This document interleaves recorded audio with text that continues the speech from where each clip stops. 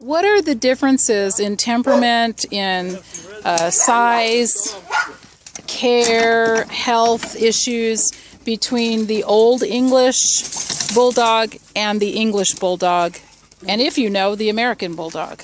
Well, with the oldies and the English, the oldies are usually a little bit bigger. Generally, they're supposed to be a lot more healthier, less health problems. You don't have to the Old English, which is what we've got here, right? Yes, okay. They can deal better with the hot and the cold. Oh, okay. That's another, if they're bred right. If they're bred wrong, they can have the same issues as an English. Okay. And so they appear, some of them appear to be taller than the regular English ones. They should or am I thinking about the French Bulldogs? No, They're the little. You're right. You're thinking about the English. They should be a little bit taller, but a lot of people, what they're doing lately is breeding them down and down and down. And then what's happening is their females are having the same problems as a regular English. Oh.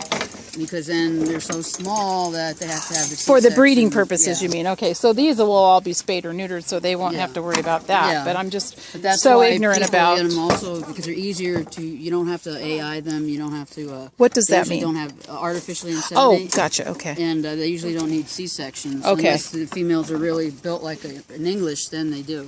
So the puppy mill, the breeders, the backyard breeders. Did you say that they're going to the Old English Bulldog because they get bigger litters, less health problems, less expense? Supposed to be, but the way they're doing it, it's starting to work back like with the pit bulls. Now there's starting to be a lot more health issues, a lot more hip dysplasia. And why do you? Wouldn't you say like the pit bulls? What do you mean? Why is that? Everybody's getting into it and doing their own thing, and they don't care about bloodline health. They just throw this. If it's a male and a female, slap them together.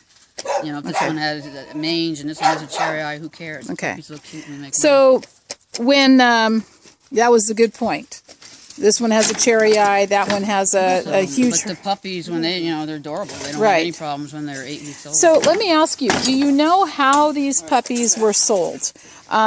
Did people actually come here and choose puppies, seeing these conditions, and buy puppies? Is that how you do the transaction, or no? So how do they do it? I mean, I can't. If I saw this, there's no way in the world I'd buy a puppy. Over the internet. Okay, but how do they deliver? I mean, how do they pick them up without saying, "Oh my God, I'm not going to get a puppy from this place"? There's shippers people that ship dogs and puppies and animals and stuff. So, are you saying that the puppies from these dogs would possibly have been shipped around the country? Yeah. Really? Yeah. So, is that on planes, buses? Usually cars, I guess, trucks. People just, it's ground. They call it ground transportation. Okay. And so, do the people ever say, "Hey, I want to see"? Because I'm always had mutts. I've always rescued, but if I was going to buy a puppy, and what would the prices be for these puppies? I'm not even sure. If you had a guess, maybe $800. Okay. So if I was going to pay $800 for a puppy, I'd want to see pictures of where they were being raised. Do people not ask that? At one point in time, it was not like this. At one point in time. How far along? How? The last maybe 7 months, it's gone downhill. Get this behind us? I used to help clean, and then we had the shade cloth up. I did the poop every day, fed them, watered them, and then it just got. When I left, it just got less and less, okay. And then it just disintegrated into what you see now. Okay. Everything everything was always mended, fixed, taken care of, and then it just fell apart. Somebody didn't care.